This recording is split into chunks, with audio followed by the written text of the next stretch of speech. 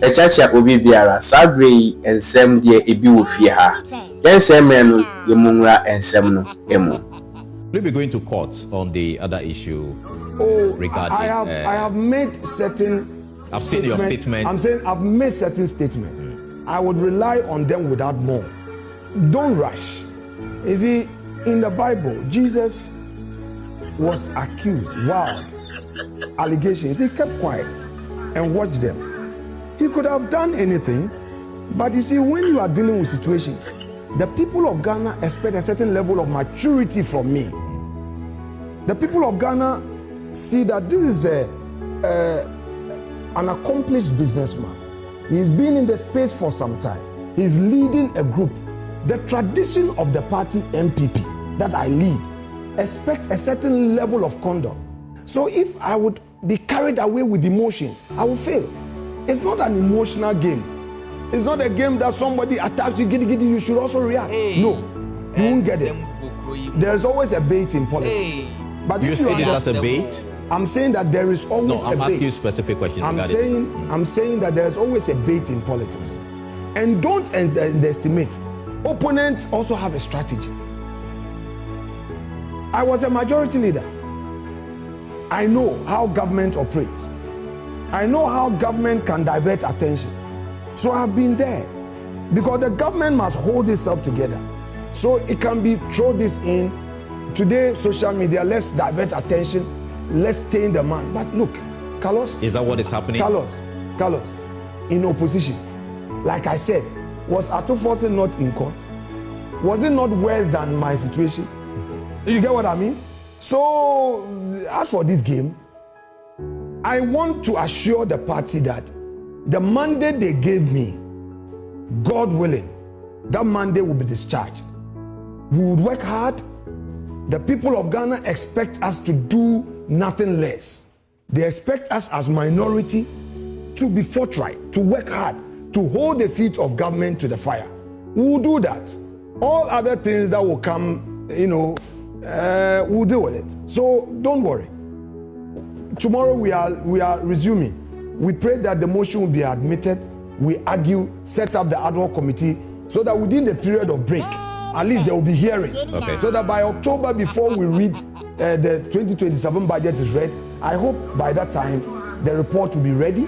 And once it is ready, the good people of Ghana would see. But I pray for a live broadcast of the hearing. Okay? And I also pray that there will be no U-turn. The gold board hearing? Yes, the gold board hearing. Yeah, you want a headline?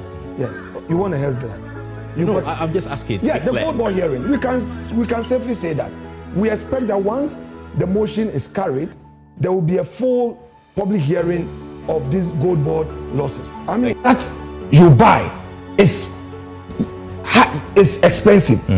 Once they raise the issue of the cost, the Dory gold, it is the gold in that raw state. Sure. You have not refined it, you've not done any assaying and all that. Now, if you buy that gold at the world market price, and Bank of Ghana does the refinery, or the gold is processed and is still sold at the world market price, okay? You realize that ab initio you are going to incur losses because the cost, the price at which you are buying is expensive. When you finish, there are some processing, there are some charges, forex losses.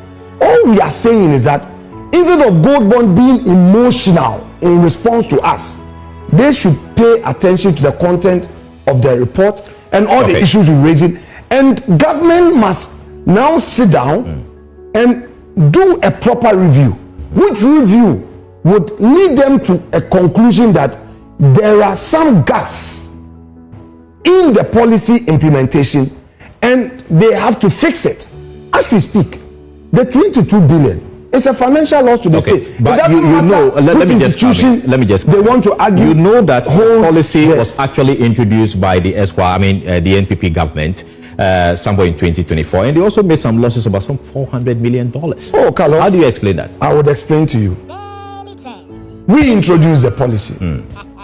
In opposition, our friends critiqued the policy. They said it was bad because of the losses there too. Who made the losses then? At the time we didn't have gold board. Yeah, no. But At PMMC, all those players in the domestic gold purchase program, with all the forex issues that have been captured. And in fact, the IMF captures it. I'm not being insincere to the report. IMF talks about the 400 million. Now, the political argument here is that the NDC in opposition, as a result of these losses, demanded for the resignation of the governor. They went on demonstration. They criticized our administration. So what is your demand? Our demand is that they haven't criticized and they haven't said that that policy was not prudent enough to come in and to repeat, continue, and rather worsen the situation, whereby they under reset, where they say things will be better, all right, are now incurring 22 billion. What should happen? Should the BOG governor be fired? Okay, this is what we, the minority, think should happen. We are very fair. We are saying that it is not just enough to look at the losses and shut up and all. This is what we have done. We follow rules and procedure. You may recall that we filed a motion when the initial report of 214 million losses came up. The majority shut it down. Today, I can tell you on good authority that we have filed a motion, which motion is now demanding a full accounting of the losses. So that would allow all the players in the value chain to appear before Parliament. Fortunately and happily, Gold Board itself has publicly stated that they would prefer to come to Parliament. In fact, Gold Board has called upon the new majority leader that he should not resist our motion. So thankfully, with that call, we feel assured that this motion will be carried. It will be stampeded with 189 votes. The last time, you know, they whipped all their members to come and vote against. So if eventually we carry this motion and an ad hoc committee is set up, which why must an ad hoc committee be set up when you have other committees that can equally do this job? It's a special situation. You know, you are combining different sectors. The mining industry would have a word in there. If you look at the IMF report, the industry players would have to come and testify. The aggregators would have to open their books. We need to make inquiry, and it has to be transparent. We don't want. So the other committees cannot do that? No, in Parliament, the rule allows for ad hoc committee to look at such exceptional situations where we believe that